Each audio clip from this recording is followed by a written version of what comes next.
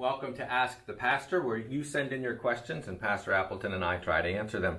Rick, we have a very practical question here. It's, what do you say to a Christian wife who wants to honor God and her husband who is an unbeliever and he doesn't want her to go to church? Wow, she is in one of the most unenviable positions that you can have here on this earth. On the one hand, she wants to obey her Lord and go to church, like God commands all Christians. On the other hand, she has an unbelieving husband, and she wants to obey God, who says, wives, submit to your husbands.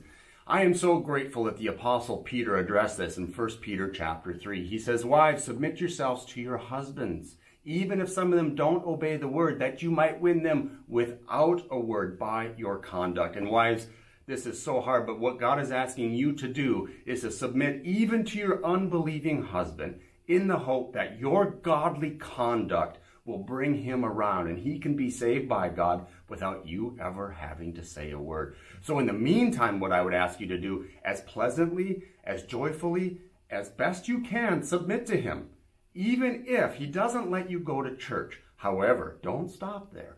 You can also ask him, entreat him, respectfully request him, even maybe come and talk to a pastor like me and see if I can meet with him and ask him if he will, for your sake, let you go to church so that you can be fed and cared for by God. But what you have to do in the meantime, dear wife, is out of your love for Christ, submit to your husband.